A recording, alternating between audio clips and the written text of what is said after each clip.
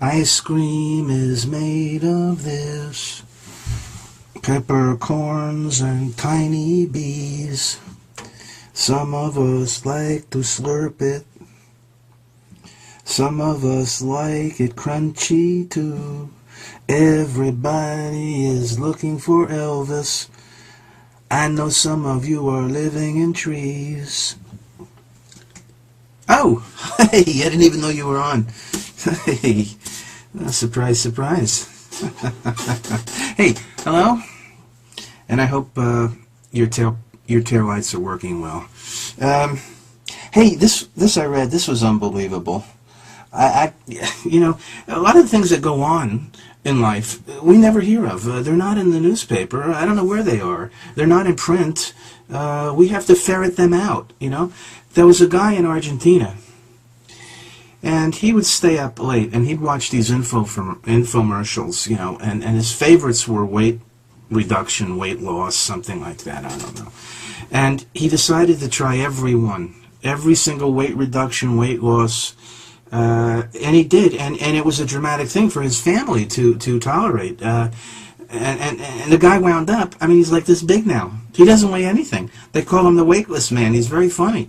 It's very tragic, I should say, but he's thinking of joining Ringling Brothers Barnum and Bailey Circus. Weightless man. That's what happens when you listen to these infomercials. Don't do it. I don't recommend it. I don't recommend listening to any of them. You know, I saw this message, this disclaimer, on an infomercial myself, and it said, "Dear consumer, thank you for buying our computer. We appreciate your faith in our company. We are aware that the computer doesn't work, and we are trying desperately to fix it. Again, thank you for purchasing it." Do you believe? Is there logic there? I mean, you know, where's the logic? Where are our role models? You know, that's the thing. We need role models, and we don't have them. We've had how many millions of years of evolution? 1,000,000 years of evolution behind us. And what do we have now? Who was the pinnacle of evolution? Michael Jackson? Huh? Dick Cheney? Huh? You know? Even Dog the Bounty Hunter, who I call Doggy. I call him Doggy the Bounty Hunter. You know, the thing is, the scariest of all these people is Kat Von D from LA Inc. If you look at her, she looks like she was manufactured in some factory in Ohio.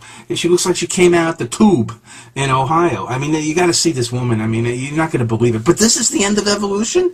This is it right here. This is all we have to send to the table. This is all we have to send to the negotiating table, are these people? This is it? I'm telling you. I don't know. Hey, you know, this happened to me the other day. It was very depressing, and I was sad for a few days, and then I had to go see a therapist. It was demoralizing, demeaning, and I'm going to tell you. I went into the bathroom in a restaurant, and I used the biggest stall, the handicap stall, and as soon as I locked it, the lights went off, and then there was a siren, and there was a swirling thing that came down off the ceiling, okay? There's such a thing as the handicap police, and they came running in. The handicap police busted me in the restaurant bathroom. They took me downtown for questioning. I don't know. It doesn't make sense. I don't know what to tell you, but it did happen. It was my first offense, though, and they let me go with a warning.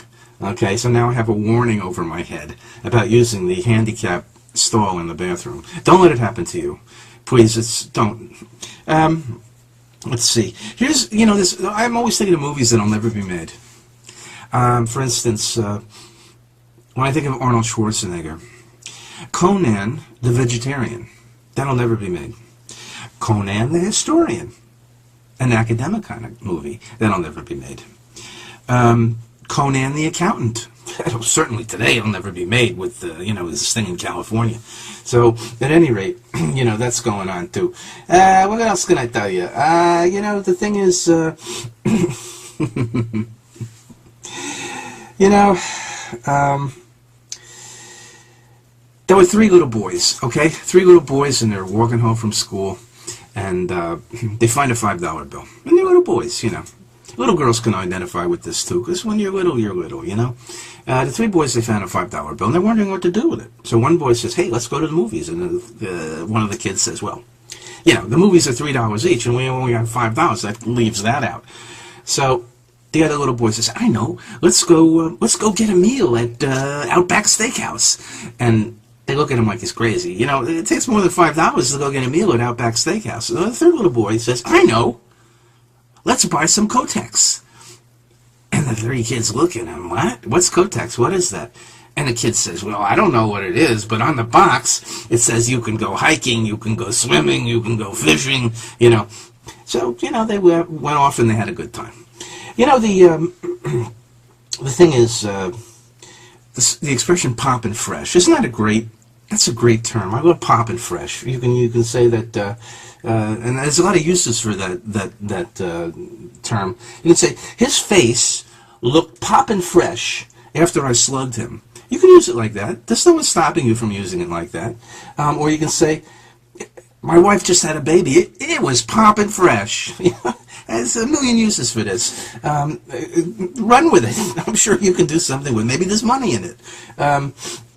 Or, you know, for instance, when I was squeezing that zit, it was poppin' fresh. You know, have a great time with that. And you know, it's been a pleasure talking to you as always. And so take care.